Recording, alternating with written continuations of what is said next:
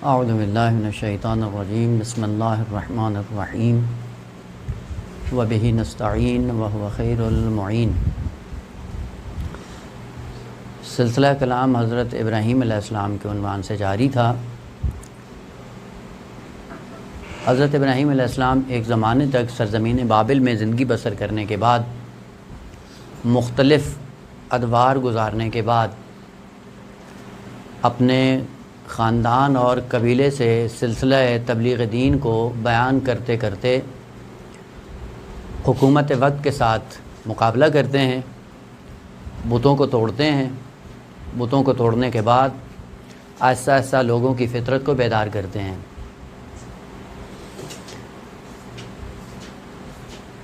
تبلیغ دین کا اثر یہ ہوتا ہے کہ سخت مشکلات میں مبتلا ہوتے ہیں، من جملہ نمرود کی آگ میں ان کو جلایا جاتا ہے، آگ ان کو کچھ بھی نہیں کہتی۔ آگ سے نکلنے کے بعد پھر سے لوگوں کی فطرت کو بیدار کرتے ہیں، اور یہاں سے فطرت بیدار ہونا شروع ہو جاتی ہے، جس کا نتیجہ پہلا یہ ہوتا ہے کہ نمرود خود اپنے آپ کو اتنا نیچا لے کے آتا ہے کہ حضرت ابراہیم علیہ السلام کے ساتھ ملاقات کرنے کا خواہاں ہوتا ہے اور آ کر مناظرہ کرتا ہے۔ مناظرے میں جب حضرت ابراہیم علیہ السلام کامیاب ہوتے ہیں، اس کامیابی کے بعد پہلا اثر یہ ہوتا ہے کہ لوگوں میں ہلچل مچ جاتی ہے کہ نمرود نے آج تک ہمیں اندھیرے میں رکھا ہوا تھا۔ سلیم الفطرت بات وہی ہے جو حضرت ابراہیم علیہ السلام نے کی ہے، اور اگر کوئی خدا پوجا کرنے کے قابل ہے تو وہی خدا ہے جو ابراہیم کا ہے۔ یہ ہلچل جب شہر میں مچتی ہے، یہاں سے قرآن حضرت ابراہیم علیہ السلام کی داستان کا رخ چینج کر دیتا ہے۔ سورہ مبارکہ انبیاء آیت نمبر 70 میں کہ جب دیکھتے ہیں کہ یہ مبہوت ہو جاتا ہے اور حضرت ابراہیم علیہ السلام کے اعتراضات کا جواب نہیں دے پاتا، تو وہاں پہ کہتا ہے وَأَرَادُوا بِهِ كَيْدًا۔ پہلے ضمیریں مخاطب کی تھیں، کیا کہتے؟ قالوا حرکوہ، جلا دو اس کو، یعنی صیغے مخاطب کے ہیں۔ اب یہاں پہ جب دیکھتے ہیں کہ حالات بگڑ رہے ہیں، لوگوں کے اندر بیداری آ رہی ہے، شعور پیدا ہو رہا ہے، اب کیا ہے؟ اب نجی محفلوں میں پلاننگ کر رہے ہیں۔ وَأَرَادُوا بِهِ قَيْدًا، آج کیا تھا کہ لفظ قید ایسی پالیسی کو کہا جاتا ہے کہ جو اپنے مقاصد کے حصول کے لیے پلاننگ کی جائے، اس پلاننگ کو عربی میں قید کہا جاتا ہے۔ اس لیے یہ قید مذموم بھی ہو سکتی ہے، بری بھی ہو سکتی ہے اور اچھی بھی ہو سکتی ہے۔ اگر مقاصد انسان کے نیک ہوں، ان نیک مقاصد کے حصول کے لیے جو پلاننگ کی جائے گی وہ بھی مقدس ہونی چاہیے، وہ قید ممدوح ہوگی۔ اور اگر شوم مقاصد کو حاصل کرنا ہو اور شوم مقاصد کے حصول کے لیے جو راستہ اپنایا جائے گا وہ قید کہلائے گا، اور وہ قید مذموم ہوگی۔ اسی لیے یہ قید قرآن کے اندر دونوں طرح استعمال ہوئی ہے، لفظ قید کاف کش کے ساتھ، مذموم بھی ہے ممدوح بھی ہے۔ وَأَرَادُوا بِهِ كَيْدًا، نجی محفل میں میٹنگ کرنے کا نتیجہ کیا ہوا کہ ایک پلاننگ بنائی جائے، اور پلاننگ کیا ہے کہ حضرت ابراہیم علیہ السلام کا سامنا تو ہم کر نہیں سکتے، استدلال کا جواب دے نہیں سکتے، جلانے کی کوشش کی، آگ نے ان کو چھوا تک نہیں، قتل کر سکتے نہیں چونکہ اس وقت مقبولیت ان کی وسیع پیمانے پہ، اور روایات میں ہے کہ تقریباً ہزاروں کی تعداد میں لوگ حضرت ابراہیم پر ایمان لے کے آئے، اور یہی بھاری تعداد میں لوگ مدافع حضرت ابراہیم علیہ السلام تھے، لہذا حضرت ابراہیم علیہ السلام کو قتل نہیں کر سکتا۔ پھر وہ پلاننگ کی، وہ پلاننگ کیا تھی؟ پلاننگ یہ کی کہ اگر حضرت ابراہیم علیہ السلام شہر بابل میں رہتے ہیں اور یہ سلسلہ ان کا جاری و ساری رہا، تو آہستہ آہستہ یہ آئین بت پرستی نابود ہو جائے گا، ان کا اقتدار ختم ہو جائے گا۔ خوب، اور ادھر سے قتل کر نہیں سکتے ہیں، نتیجہ کیا کیا؟ قید اس صورت میں ظاہر ہوئی کہ تبعید کیا جائے، ملک بدر کر دیا جائے۔ یہاں سے رخ قرآن کا چینج ہو جاتا ہے کہ یہاں سے حضرت ابراہیم علیہ السلام کی ہجرت کو قرآن کریم بیان کرتا ہے کہ حضرت ابراہیم علیہ السلام نے ہجرت کی، بابل سے کہاں؟ سرزمین مقدس کی طرف۔ عرض ہوگا انشاءاللہ کہ آج بھی جو یہودیت کہتی ہے کہ سرزمین مقدس ہماری میراث ہے، ان کو یہ توجہ کرنی چاہیے کہ اگر میراث ابراہیمی مراد ہے آپ کی، تو حضرت ابراہیم علیہ السلام بابل میں تھے، نہ فلسطین میں۔ فلسطین پہ آج حلہ بول کر اپنی میراث کو ثابت کرنا یہ حماقت ہے۔ اگر تم ابراہیم کے پیروکار ہو تو حضرت ابراہیم بابل کی پیداوار ہیں، اور بابل عراق کے اندر ہے، نہ کہ فلسطین کے اندر۔ وہاں سے ہجرت کر کے حضرت ابراہیم علیہ السلام کو مجبور کیا جاتا ہے کہ سرزمین آپ چھوڑ دیں۔ اگر آپ کو آبائی اور اجدادی سرزمین چاہیے تو بابل پہ اللہ بولو، فلسطین کو اپنا گھر کیوں سمجھتے ہو؟ بعد میں تاریخی بات میں انشاءاللہ اس کی طرف بھی اشارہ ہوگا۔ بابل سے تبعید کیا جاتا ہے حضرت ابراہیم علیہ السلام کو سرزمین فلسطین کی طرف۔ جب وہاں سے نکلتے ہیں تبعید کے لیے، حضرت لوط علیہ السلام، عرض کیا تھا کہ یہ خالہ زاد بھائی ہیں حضرت ابراہیم علیہ السلام کے، 2 بہنیں تھیں، وہ 2 بہنوں کی شادی حضرت ابراہیم کے والد سے ہوئی اور حضرت لوط کے والد سے ہوئی۔ ان کے نتیجے میں حضرت ابراہیم اور حضرت لوط یہ دونوں آپس میں خالہ زاد بھائی تھے۔ داستان کو انشاءاللہ کل عرض کروں گا۔ آج جو اہم ترین نقطہ ہے حضرت ابراہیم علیہ السلام کی سیرت کے حوالے سے، وہ یہ کہ یہ تبعید کے صورت میں ہوئی، اور حضرت ابراہیم علیہ السلام نے اسی تبعید کو جو دشمن کی طرف سے تھی ہجرت کا نام دیا۔ پس ہجرت کیا ہے یہ قرآنی اعتبار سے معلوم ہونا چاہیے۔ اور تبعید کیا ہوتی ہے؟ تبعید ہمیشہ ذہن میں رکھیں دور کرنے کے معنی میں ہوتا ہے، لیکن یہ تبعید جس طرح کہ عرض کیا باب تفعیل تدریجی ہوتا ہے، یوں نہیں ہوتا کہ ایک دم وجود میں آتی ہے، نا، آہستہ آہستہ، جو تدریجاً وجود میں آئے، آہستہ آہستہ وجود میں آئے اور ایک جگہ سے کسی کو دور کیا جائے، اس کو تبعید کہا جاتا ہے۔ اور یہ عموماً دشمن خدا کی طرف سے، دشمن دین کی طرف سے تحمیل ہوتی ہے اولیاء خدا کے لیے۔ لیکن ہجرت یہ برعکس ہے۔ سب سے پہلے آئیں کہ ہجرت ہے کیا؟ عربی زبان میں یہ 2 کلمے ہیں، ہجر یا ہوجر۔ حرکات سے معنی چینج ہو جاتے ہیں۔ ہجر کا معنی کچھ اور ہے، ہوجر کا معنی کچھ اور ہے۔ البتہ یہ چونکہ مصدر ہے، ہجر بھی مصدر ہے، ہوجر بھی مصدر ہے۔ ہجر سے بھی کلمہ مہجور استعمال ہوتا ہے، ہوجر سے بھی کلمہ مہجور ہے، یعنی مشتقات کا وزن ایک ہی ہوتا ہے، اس میں فاعل ہو یا اس میں مفعول ہو، وہ فرق نہیں کرتا ہے، لیکن وہ جو مادہ اصلی ہوتا ہے اس کا معنی ذہن میں رہنا چاہیے۔ ہجر کہتے ہیں نقل مکانی کو، ایک جگہ کو ترک کر کے کسی اور جگہ کی طرف منتقل ہو جانا، اس خصوصیت کے ساتھ کہ جس نقطے سے انسان ہجرت کرتا ہے، منتقل ہوتا ہے، پلٹ کر وہاں پہ واپس نہ آئے، اس کو کہا جاتا ہے عربی میں مہاجر یا ہجرت، ہجر سے۔ پس ہجر وہ نقل مکانی ہے کہ جہاں پہ ایک جگہ کو چھوڑا جاتا ہے، وہاں سے منتقل ہو جاتا ہے آدمی، منتقل ہونے کے بعد پھر پلٹ کر اس نقطے پہ واپس نہیں آتا۔ البتہ یہ ہجر کا معنی کر رہا ہوں، ہجر نقل مکانی، ایک جگہ چھوڑ دینا، منتقل ہو جانا۔ اس سے کلمہ جب مہاجر ہوگا تو اس کا معنی کیا ہوگا؟ نقل مکان کرنے والا، ایک جگہ کو چھوڑ کر کسی دوسری چیز کو اپنا وطن اپنانے والا، مہاجر۔ حجر کا معنی نقل مکانی نہیں ہے، حجر ضمے کے ساتھ، اس کا معنی ہے ایسا بیہودہ کلام جو واقعیت اور حقیقت کے مطابق نہ ہو، صرف لوگوں کو مصروف رکھنے کے لیے اور لوگوں کو مقصد زندگی سے ہٹانے کے لیے بیہودہ کام ہو، بیہودہ کلام ہو، بیہودہ مکتب ہو، جو چیز بھی ہو، اس کو عربی میں حجر کہا جاتا ہے۔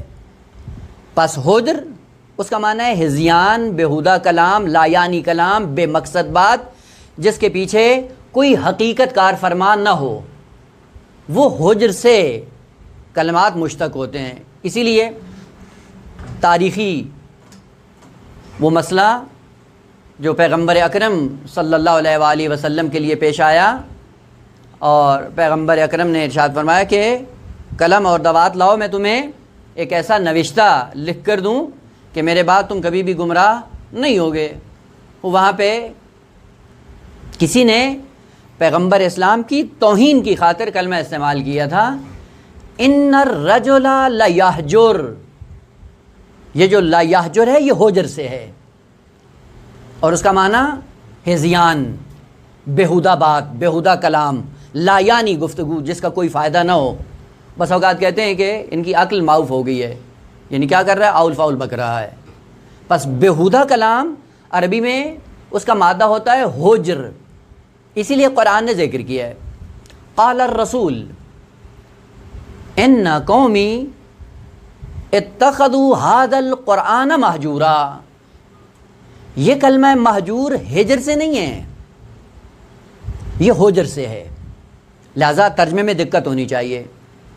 کیا کہتے ہیں، اتخذوا کا معنی کیا ہوتا ہے، لینا، اور اگر یہ مہجور ہجر سے ہو تو اس کا معنی ہے ترک کرنا، چھوڑنا۔ یہی آیت کے اندر خود تناقض بن جائے گا، لینے کو چھوڑنا، یہ لینا چھوڑنا کیا ہوتا ہے بھائی؟ قال رسول ان قومی اتخذوا، انہوں نے لے لیا، اپنا لیا، کیا، ھذا القرآن مہجورا، قرآن کو ترک بنا دیا۔ ترک کو اپنایا نہیں جاتا ہے، لہذا اتخذوا کرینہ ہے آیت کے اندر کہ یہ مہجور ہجر سے نہیں ہے، یہ مہجور ہوجر سے ہے۔ اور آیت کا معنی کیا بنے گا کہ پیغمبر اکرم قیامت کے دن جا کے شکوہ کریں گے کہ ان لوگوں نے قرآن کو ایسا کلام سمجھا ہوا ہے جو بیہودہ ہے، جس کی کوئی واقعیت نہیں ہے، یہ ہدایت کے قابل نہیں ہے، یہ ہدایت نہیں دیتا ہے، یہ انسان کی زندگی نہیں سنوارتا ہے۔ یہ کیا ہے، یہ اساطیر الاولین ہے، قصے کہانیاں لوگوں کو سلانے کے لیے۔ وہ جو قصے کہانیاں ہوتی ہیں لوگوں کو سلانے کے لیے اساطیر بن جاتے ہیں، ان کے اندر کون سا پیغام ہدایت ہوتا ہے؟ بس یہاں پہ مہجور کا معنی ہوجر سے ہے، بے معنی بیہودہ کلام، واقعیت سے دور، حقائق سے اجنبی، جو بشریت کی ہدایت کے لیے کافی نہیں ہے۔ قصے کہانی ہیں لوگوں کی، آ کے پیغمبر اکرم معاذ اللہ بیان کرتے تھے، اور لوگوں کے اندر اپنے آپ کو برتر ثابت کرنے کے لیے ایسی داستانیں بیان کرتے تھے جن کی قوم کو کوئی خبر نہیں ہوتی تھی۔ یہ اسطورہ ہے، اساطیر ہیں، بیہودہ کلام ہے، واقعیت پر مشتمل نہیں ہے۔ اور عجیب بات یہ ہے کہ اس بیہودگی کا ایک مصداق وہ تھا اس زمانے میں، اور ایک مصداق آج ہم نے اس قرآن کو بنایا ہوا ہے، ہم نے بھی بیہودہ سمجھا ہوا ہے۔ بیہودگی کا معنی کیا ہے کہ اس کو پیغام ہدایت سے نکال کر کیا کر دیں، پہلا مقدس کام جو ہم اس سے کرتے ہیں وہ یہ کہ ہم اس کو کتاب ثواب سمجھتے ہیں، کتاب ہدایت نہیں سمجھتے ہیں۔ البتہ یہ مثبت استعمال ہے، یہ آیت پڑھیں گے، یہ سورت پڑھیں گے تو اتنا ثواب مل جائے گا، یا یہ سورت پڑھیں گے تو آپ کو اتنا پیسہ مل جائے گا، لہٰذا ہے ہم کیا کرتے ہیں، سورہ واقعہ کو کس لیے پڑھتے ہیں، پیسوں کے لیے۔ یہ پیسوں کے لیے جو سورہ واقعہ آئی ہے، اس کا مطلب ہے کہ آپ نے اس کا مطلب بیہودہ سمجھا ہوا ہے۔ وہ یہ کس لیے آیا تھا، آپ کو ہدایت دینے کے لیے، آپ کو کمال تک پہنچانے کے لیے۔ وہ آپ نے کیا کیا، اس ہدایت اور کمال سے اس کو تنزل دیا، پیسے بٹورنے کا ذریعہ بنا دیا۔ اور اس سے بھی جو بالاتر ہم ظلم کرتے ہیں وہ کیا ہے، خوب اس کو ہم استخارے کا ذریعہ بنایا ہوا ہے کاموں میں۔ ہاں جی، یہ کام کریں یا نہیں کریں، پھر آیتوں کو نکال کے فعال نکالتے ہیں۔ یہ قرآن کا استعمال ہے۔ یہ کون سا استعمال ہے، حقیقی ہے، یہ ہدایتی استعمال ہے۔ اور استخارے کا مفہوم البتہ آئے گا، چونکہ یہ بھی ایک حساس بات ہے۔ بعض چیزیں ایسی ہیں جو معاشرے میں رائج ہو جاتی ہیں، اور رائج مرسومات کے خلاف اگر کوئی بات کی جائے تو وہ انسان کے لیے خود درد سر بن جاتی ہے۔ استخارے کا مطلب یہ نہیں ہے کہ قرآن کے صفحے نکالیں، آیا جہنم کی ہے تو یہ کام نہیں کرنا ہے، آیا بہشت کی ہے تو یہ کام کرنا ہے۔ یہ ایک فعل ہے، تفاعل کا ذریعہ بنایا ہوا ہے، یہ تو قرآن کا استعمال نہیں ہے۔ اور استخارے کا معنی بھی یہ نہیں ہے، یا تسبیح سے استخارہ نکالنا کہ دو اگر آ گئے دانے بچ گئے تو منع ہے، ایک آ گیا تو ٹھیک ہے۔ یہ کیا ہے، یہ وہ ہیں رسومات جو دین کے اندر داخل کی، یہ دین کا حصہ نہیں ہے۔ دین الگ چیز ہے، رسومات الگ چیز ہیں۔ لہذا ایک استعمال قرآن کا وہ کیا ہے، بیہودگی کا، کہ قرآن کو صرف استخارے کا ذریعہ سمجھ لو۔ یہ ہدایت کے لیے آیا ہے، استخارے کے لیے نہیں آیا ہے۔ اور اسی لیے کہا جب شکوہ کریں گے پیغمبر اسلام تو کہا کیا کیا یہ کام کرتے تھے قرآن سے، وہ جادو ٹونا کرتے تھے، یفرقون بین المرء وزوجہ۔ خوب یہ کون سا استعمال ہے، اس لیے آیا تھا قرآن کہ انسانی زندگی کے اندر، معاشی زندگی کے اندر بگاڑ پیدا ہو جائے، جادو اور سحر کا ذریعہ بن جائے، عملیات اس سے کرنا شروع کر دیں۔ یہ ہدایت کے لیے آیا ہے، اسی لیے پیغمبر اکرم کل قیامت کے دن جا کر شکوہ کریں گے، شکایت کریں گے۔ خوب آج یہ کہہ رہے تھے کہ ضمناً مہجور ہوجر سے ہے، اور ہوجر کا معنی وہ کلام جو بیہودہ ہو، مقصد جس کے اندر نہ ہو، حقیقت سے خالی ہو، اس کلام کو حدر کہا جاتا ہے۔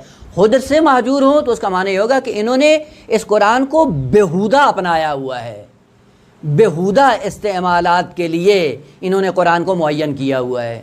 بس لفظ اتخذو یہ خود قرینہ ہے کہ اتخذو اور مہجور یہ آپس میں کب سازگار ہوں گے؟ جب مہجور حجر سے ہو، نہ ہجر سے۔ اگر ہجر سے ہو تو یہ قابل جمع نہیں ہے، اتخذو اور مہجور۔ خیر یہ ضمن نص کیا۔ ہجرت بس نقل مکانی کو کہتے ہیں، اس شرط کے ساتھ کہ جس نقطے سے انسان منتقل ہو رہا ہے پلٹ کر اس نقطے پہ پھر واپس نہ آئے۔ اس کے مقابلے میں ایک کلمہ ہوتا ہے جو عموماً ہم استعمال کرتے ہیں، مسافر، سفر سے۔ سفر کا معنی عربی میں کچھ اور ہے، ہمارے ذہنوں میں تصور کچھ اور ہے۔ عربی میں لفظ سفر یا سفر کس کو کہا جاتا ہے؟ وہ حقیقت جو چھپی ہوئی ہو اور عیاں ہو جائے، عیاں ہونے کے بعد اس کو کہا جاتا ہے سفر یا سفر، اسی سے مسافر نکلا ہے۔ اور عرب جب استعمال کرتا تھا کہتے تھے اسفرت المرأۃ عن وجہہا، وہ نقاب جو خاتون اپنے چہرے پہ ڈال کے رکھتی ہے، اگر اس نقاب کو ہٹا دے چہرہ نمایاں ہو جاتا ہے۔ جیسے ہی چہرہ نمایاں ہوتا ہے کہتے ہیں خاتون نے کیا کیا؟ اسفرت، اپنے چہرے کو ظاہر کر دیا۔ اسی لیے لفظ سفر کا معنی کیا ہے؟ انکشاف، حقیقت کا ظاہر ہو جانا۔ اور مسافر کو مسافر اس لیے کہتے ہیں کہ مسافر کے دوران ایک انسان کی حقیقت نمایاں ہوتی ہے، یہ کتنے پانی میں ہے، اور دوسرا یہ ہے کہ وہ چھپے ہوئے حقائق سفر کے نتیجے میں انسان پر عیاں ہوتے ہیں۔ خود جب ایک جگہ پہ بیٹھا رہے گا اس کے لیے کوئی حقیقت منکشف نہیں ہوتی، سفر کرتا ہے اور سفر کرنے کے بعد وہ پوشیدہ حقائق انسان پر عیاں ہو جاتے ہیں۔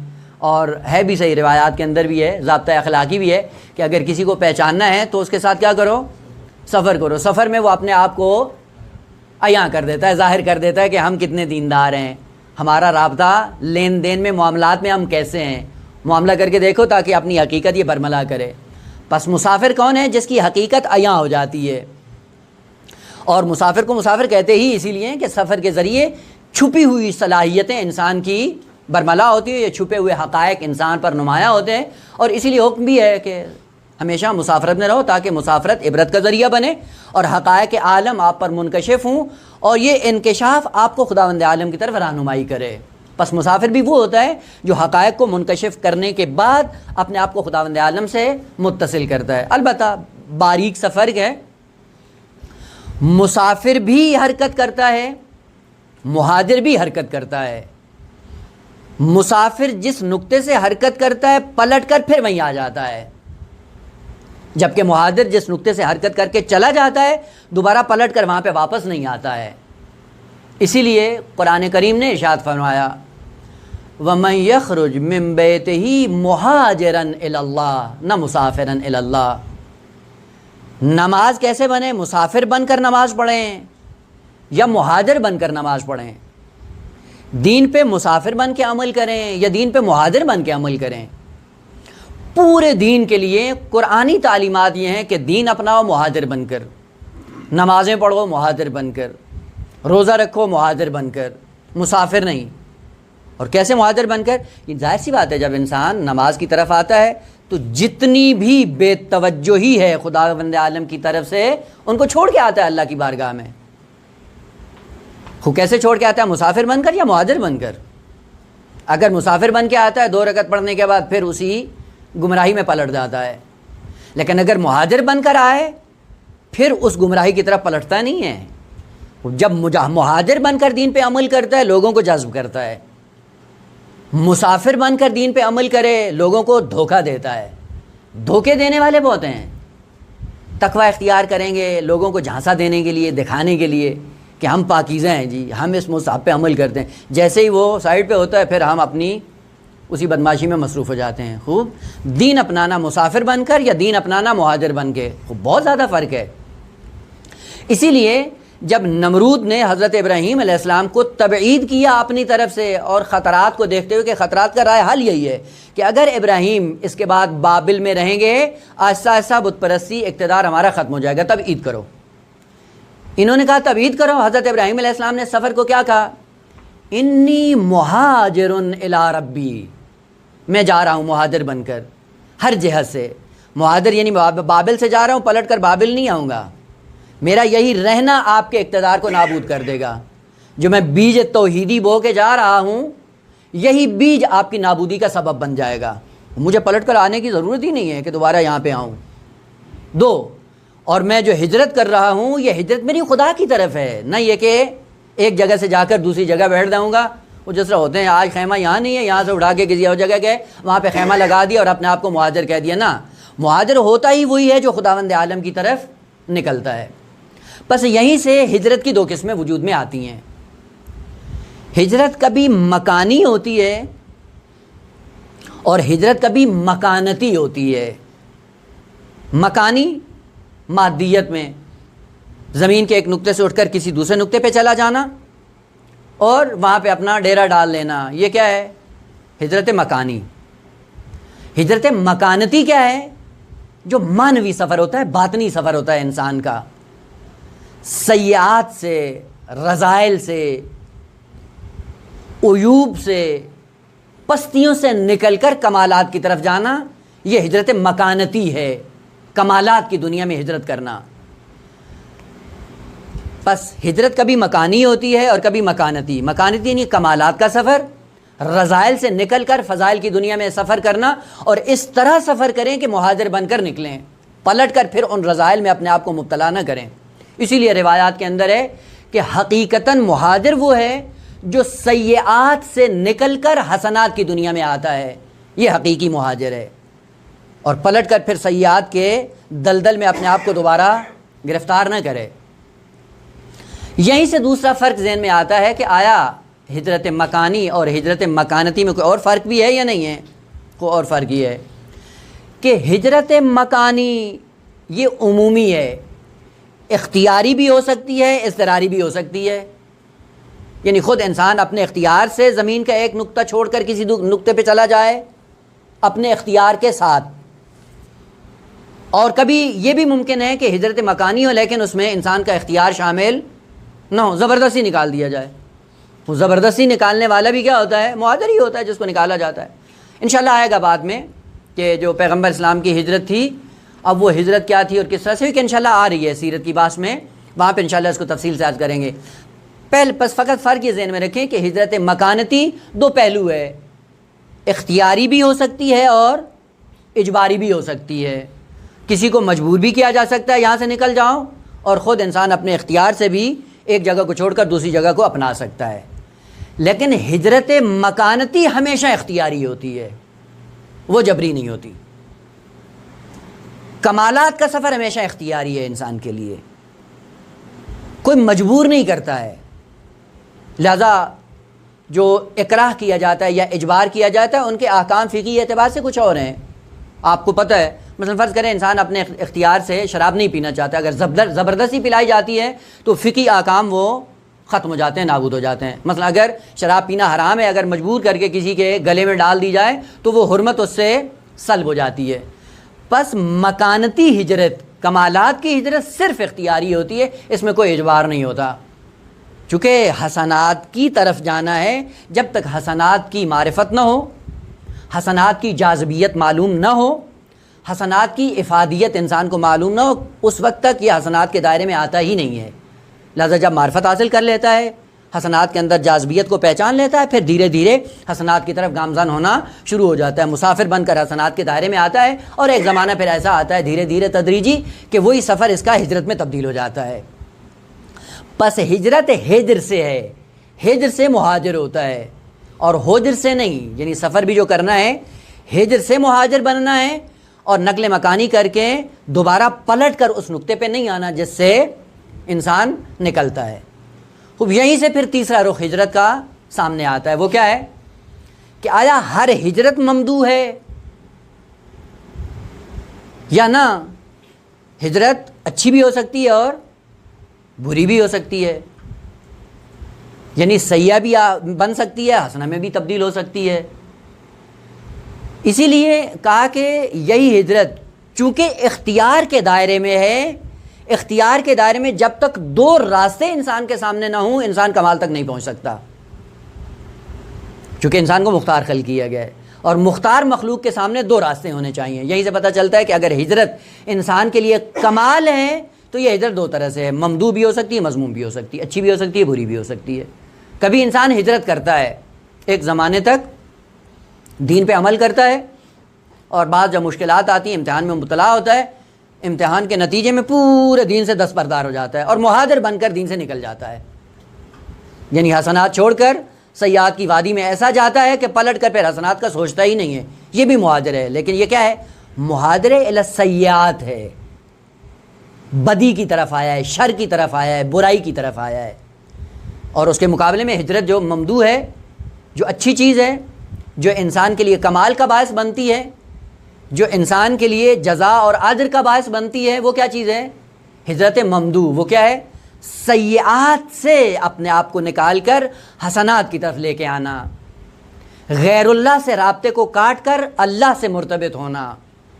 جن ہستیوں سے ارتباط کو خالق کائنات نے کہا مرتبط رہو ان کے ساتھ, ان سے اپنے رابطے کو جوڑ دینا ہجرت کہلاتا ہے. طاغوت کا انکار کر کے رشد کی طرف آنا, یہ ہجرت انسان کے لیے کمال کا باعث بنتی ہے. بس ہجرت ایسے اعتبار سے دو طرح کی, اچھی بھی ہو سکتی ہے, بری بھی ہو سکتی ہے. اچھی ہجرت, ہجرت حسنہ انسان کے کمال کا سبب بنتی ہے, اور اسی ہجرت کے لیے پورے انبیاء نے یہ سفر طے کیا تھا. ہجرت مکانی جو سب سے پہلے تاریخ بشریت میں محقق ہوئی, وہ حضرت ابراہیم علیہ السلام سے شروع ہوئی ہے.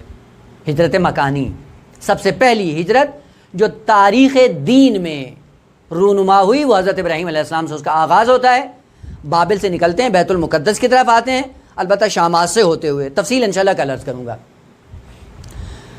یہیں سے تین اور کلمے جن کا ذہن میں رکھنا زیادہ ضروری ہے. بس اوقات ہم کلمات عربی میں استعمال کرتے ہیں کہ اگر ہم نے دین پہ مہاجر بن کر عمل کیا تو کیا ملے گی؟ اجرت ملے گی, اجر ملے گا, جزا ملے گی. کیا چیز ملے گی؟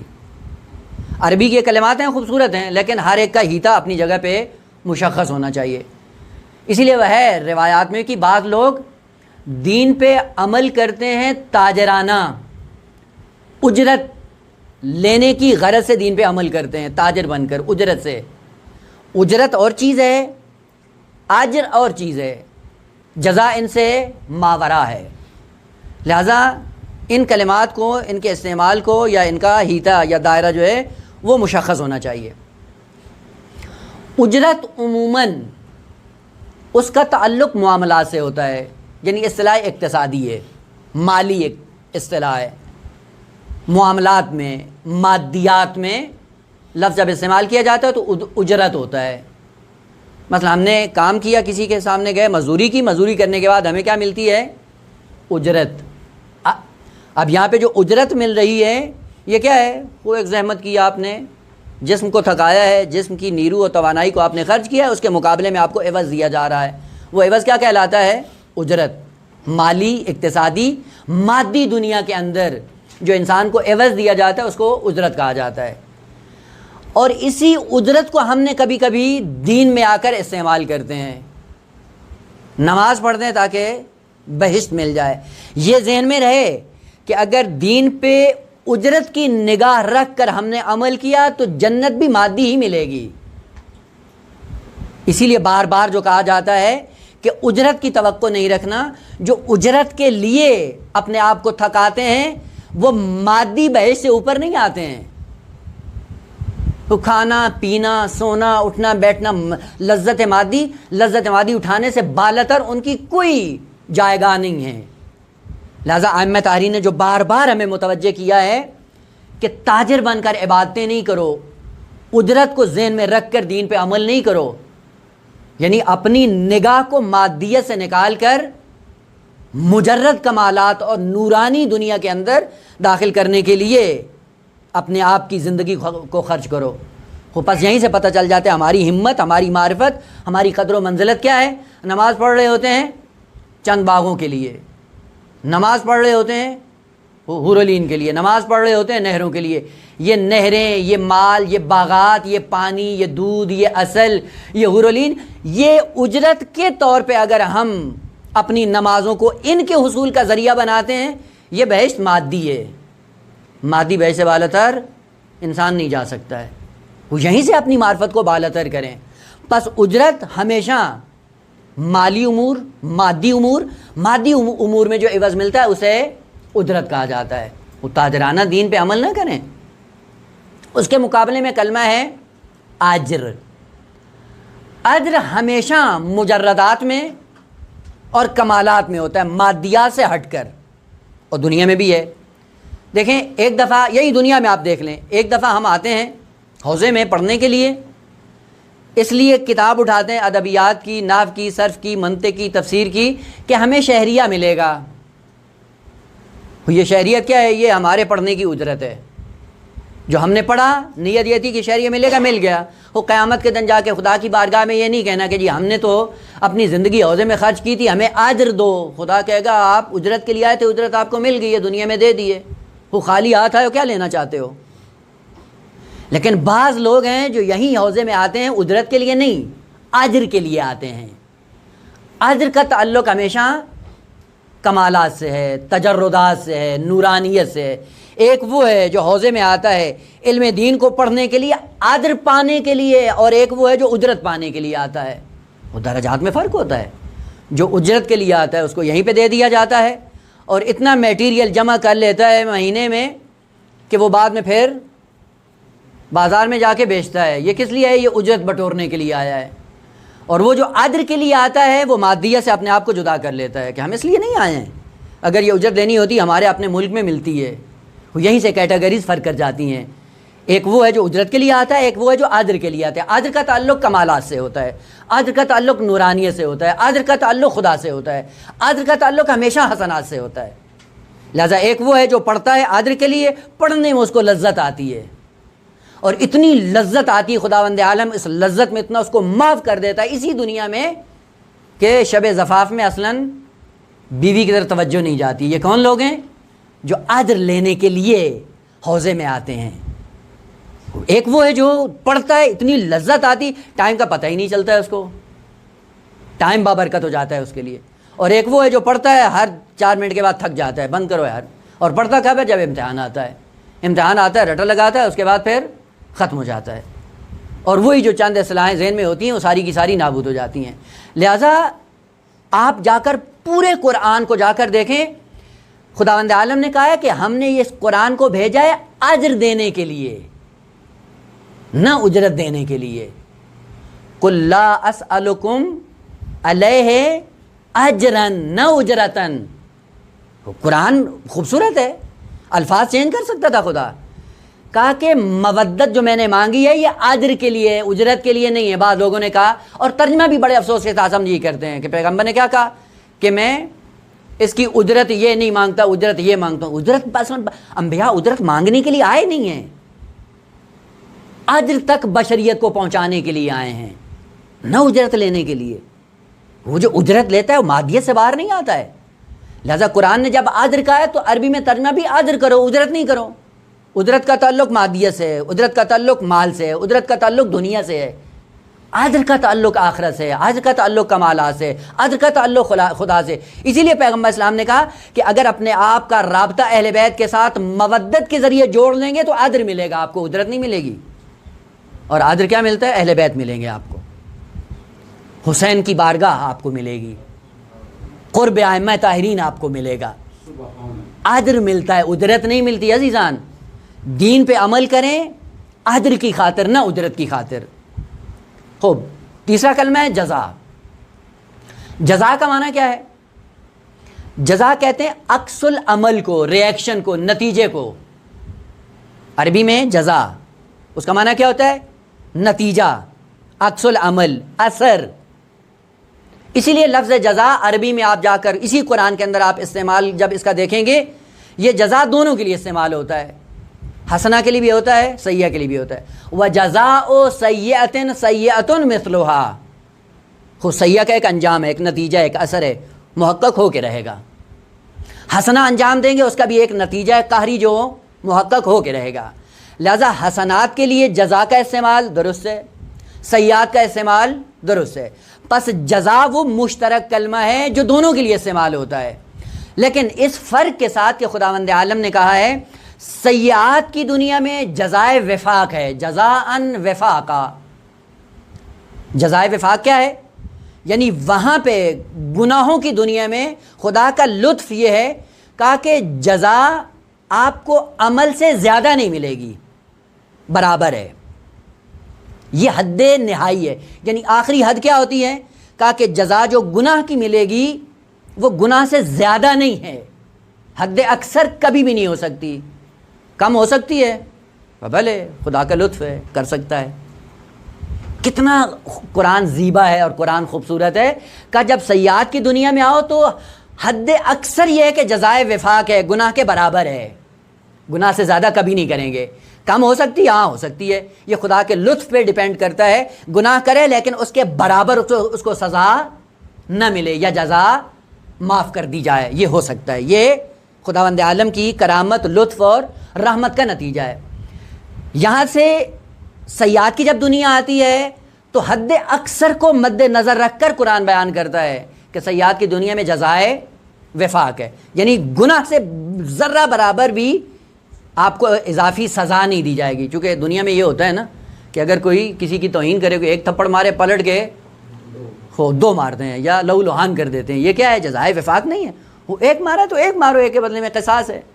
خداوند عالم نے بڑی خوبصورتی کے ساتھ اعلان کیا کہ سیئات کی دنیا میں جو جزا ملے گی وہ گناہ سے زیادہ نہیں ہے، ادھر سے مسکوت ہونا نہیں، کم ہو سکتی ہے بھلے، نابود ہو سکتی بھلے، ختم ہو سکتی ہے بھلے، ہو سکتی، سب کچھ ہو سکتا ہے، لیکن زیادہ کبھی بھی نہیں ہو سکتی ادھر سے۔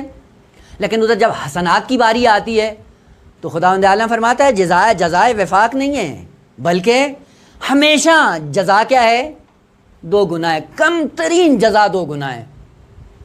عجیب بات ہے، کم ترین جزا حسنے کی 2 برابر ہے، اگلے مرلے میں کا 10 برابر ہے، اگلے مرلے میں 700 برابر ہے، اس سے اگلے میں 1400 برابر ہے، اس کے بعد کا اتنی زیادہ ہے کہ وہ علم الہی میں تم نہیں پہچان سکتے ہو۔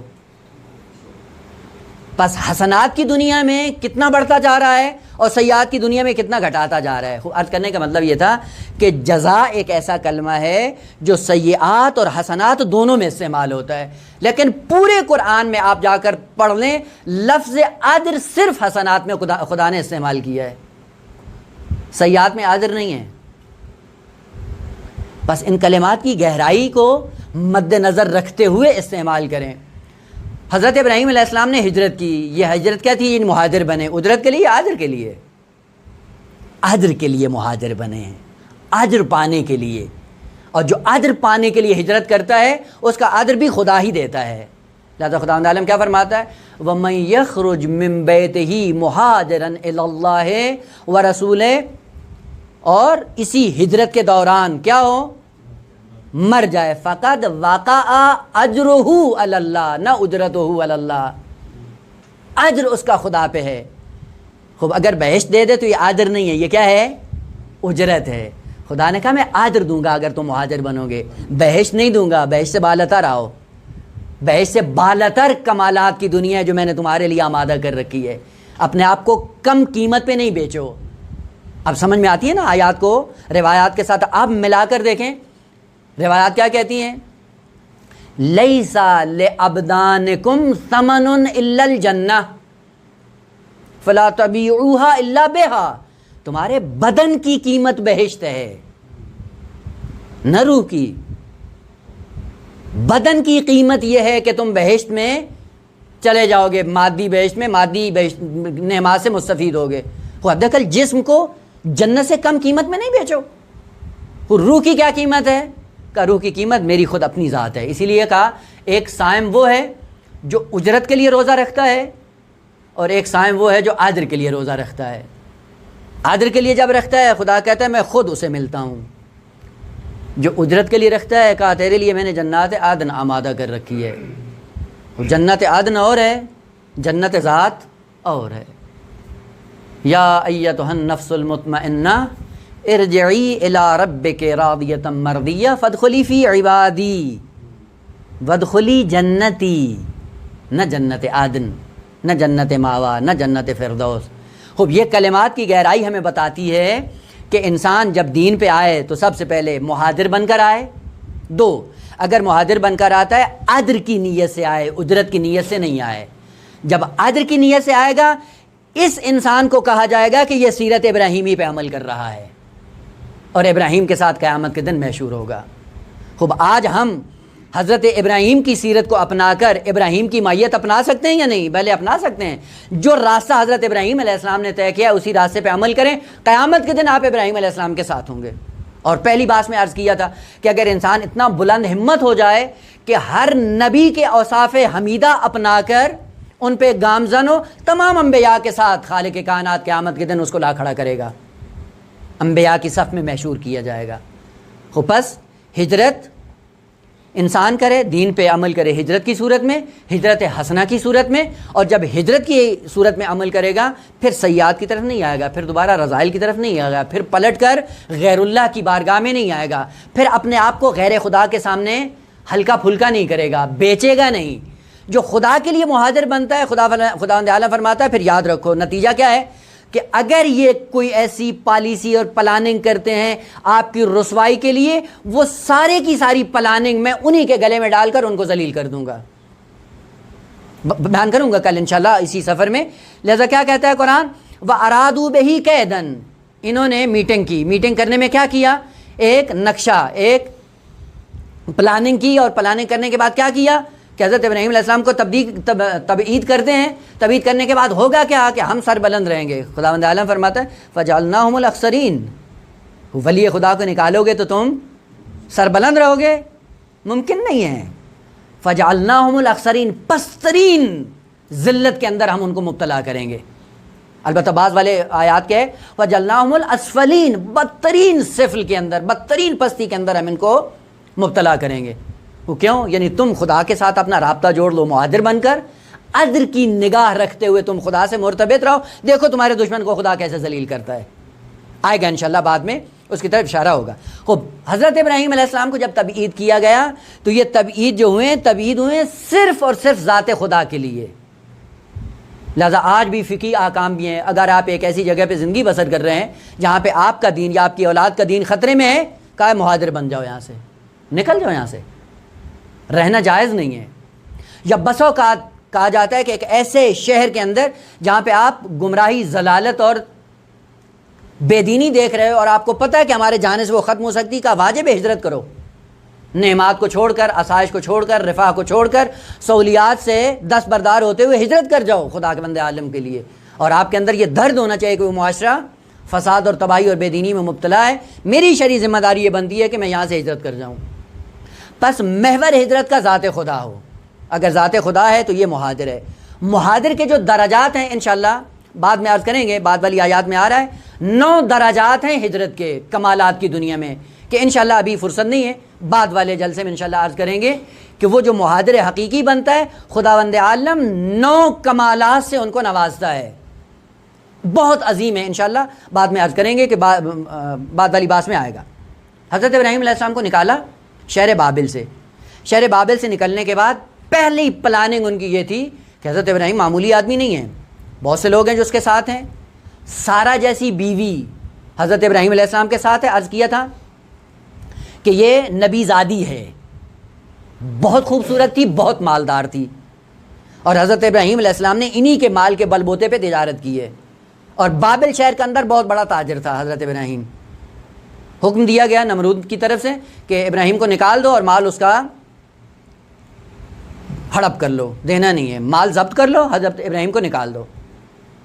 وہاں پہ روضہ کافی کی روایت ہے, انشاءاللہ کل اس کی طرف اشارہ کروں گا, آپ مطالعہ بھی کر سکتے ہیں. روضہ کافی میں داستان حضرت ابراہیم علیہ السلام بڑی خوبصورت بیان کی ہے مرحوم کلینی نے. حضرت نے اپنے استدلال اور احتجاجات کے سائے میں ذہنیت اتنی بدل دی تھی کہ نمرود کھلا مکھلا ظلم نہیں کر سکتا تھا.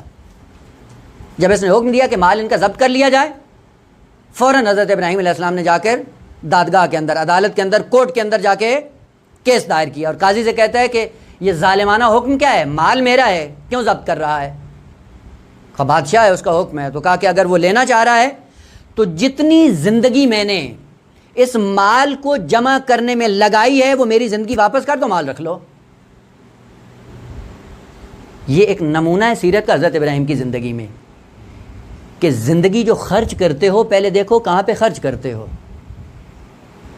آیا زندگی کی یہ اتنی قیمت ہے کہ جس چیز میں ہم خرچ کر رہے ہیں اس چیز کی اتنی ہے قدر و قیمت کہ اپنی زندگی کا سرمایہ وہاں پہ خرچ کیا جائے؟ لہٰذا حضرت ابراہیم نے کہا کہ میں نے زندگی صرف کی ہے اور یہ مال میں نے اکٹھا کیا۔ مال اکٹھا کرنے کا ذریعہ کیا تھا کہ یہ مال میں نے اس لیے اکٹھا نہیں کیا کہ میں نمرود بنوں، یہ مال اکٹھا اس لیے کیا ہے کہ مال راہ خدا میں خرچ کر کے دین خدا کی سربلندی کو دیکھوں۔ اور دیکھا، اور عجیب بات ہے، قرآنی آیات ہیں انشاءاللہ بعد میں آئیں گی، جب کوئی مہمان آتا تھا پورے کے پورے بکرے بھون کر سامنے رکھ دیتے تھے۔ یہ جود و سخا ہے حضرت ابراہیم کا، یہ وسعت ظرفی ہے۔ اور وہ ابراہیم کبھی بھی کھانا تنہا نہیں کھاتا تھا۔ یہ مال اس لیے ہے لوگوں کی کمزوریوں کو دور کرو، لوگوں کی محتاجی کو دور کرو۔ کہ میں نے یہ مال اس لیے اکٹھا کیا تھا کہ دین کی سربلندی ہو، اور میں نے اپنی زندگی اس میں، اور ابراہیم جیسے نبی نے اپنی زندگی خرچ کر کے یہ مال حاصل کیا ہے۔ یہ مال لے لو، مال میرے لیے کوئی ارزش نہیں رکھتا ہے، لیکن جو میں نے زندگی خرچ کی ہے اور خرچ کرنے کے بعد یہ مال پہ میری زندگی واپس لوٹا دو، مال رکھ لو۔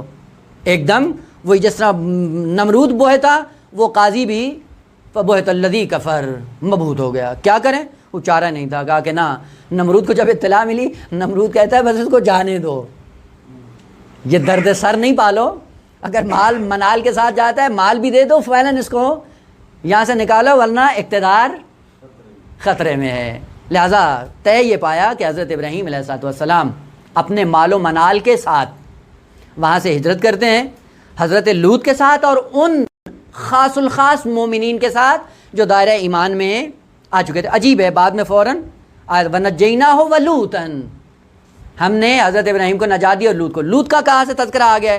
وہ یہیں سے پتہ چلتا ہے کہ لوط حضرت ابراہیم کے ہمراہ تھا، سارہ بھی حضرت ابراہیم کے ساتھ تھیں، مومنین بھی حضرت ابراہیم کے ساتھ تھے، اسی لیے خداوند عالم کہتے ہیں نجیناہو، سب کو ہم نے نجات دی جو ابراہیم کے ساتھ تھے، اور ان سب سے حکم دیا کہ اب یہاں سے بابل سے ہجرت کر جاؤ۔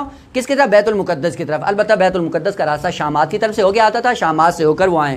انشاءاللہ بعد میں عرض ہوگا کہ حضرت ابراہیم علیہ السلام جب نکلے کس تیاری کے ساتھ نکلے اور کن لوگوں کے ساتھ نکلے اور کس لیے نکلے۔ عرض کیا کہ وہ خداوند عالم دین خدا کو سربلند رکھنے کے لیے، لوگوں کو مقام عدل تک پہنچانے کے لیے، دین کا بول بالا کرنے کے لیے، اور ایسی سرزمین کا انتخاب کرتے ہیں کہ جو سرزمین واہی بن جاتی ہے حضرت ابراہیم کے بعد، اور پورا سلسلہ انبیاء کا وہاں سے شروع ہوتا ہے بنام سرزمین بیت المقدس، یا آج کی سرزمین جس کو آپ وہ فلسطین کہتے ہیں۔ کہ انشاءاللہ